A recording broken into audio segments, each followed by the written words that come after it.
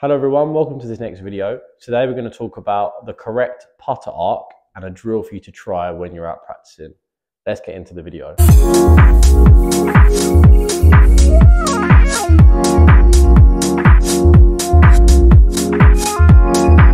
So when we're talking about the correct putter path, we're talking about how far off the ground the putter's lifted, okay? And you can get into a situation where sometimes the putter stays too low to the ground for too long, backstroke and forward stroke, or gets too high, okay? And I'd say the most popular one is probably people getting a little bit too high sort of thing. And then you see when I do that, there's a little bit too much wrist flexion going on and a bit too much flexion in the arm, okay? So it's really important to sort of notice that the putter's working up a nice arc. It's still important that we follow that sort of line and we're not going dead straight, but it's just about trying to manage it, okay? Because the better your putter arc is, the better your launch is going to be.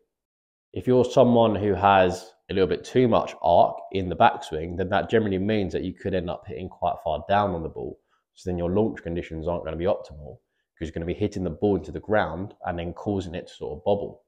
Vice versa, if you're someone that has a putter arc that's a bit too flat on the backswing, then that could cause you to then lift up through the ball, and that's going to cause you to sort of have a positive launch at impact, okay? And then what that's going to do is that's going to send the ball straight in the air, cause it to spend too much time in the air, and then it's going to bounce more. So it's important to ensure that our arc is exactly where it should be, so then we're launching the ball at the correct angle, which is then going to allow the ball to roll as it should. So as you can see here, as you probably guessed, I've got the true plane here, and this basically measures for us the correct putter arc. Okay, so you can see here, we do want some arc. We don't want to be kept completely low to the ground.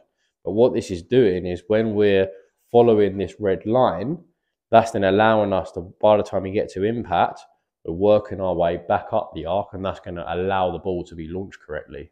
Now, if you don't have one of these, then you can also do it with two golf balls. So I've got two balls here for if you don't have one of these putter arcs. And what I'm going to do is I'm going to place one at the top of the backstroke and one at the end of the forward stroke, okay? So then you can actually take this away.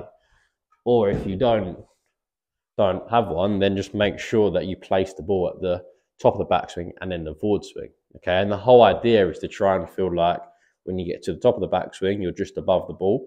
When you get to the end of the forward stroke, you're just above the ball, okay? So if I'm too low to the ground, I'm going to hit it. And if you're too far away from the ball, then you should be able to tell. Okay, but this is quite a good drill with just two balls, just to get that arc working above each ball. So then you've got that sort of nice semicircle, and that's going to allow the ball to launch better. If you're going to just use the golf balls for your drill, then I recommend doing it for around a 20-foot putt. Anything too short, then you won't actually need to get the putter that high. Say if you've got a 10-foot putt, you won't need to get the putter above the ball. It's more 20 feet and out. That's when that stroke length gets long enough. So the longer your stroke length goes, the higher the putter's going to get. For your sort of 6-foot range, it's not going to get that high, but you can sort of get to sort of see the sort of path that semicircle works on.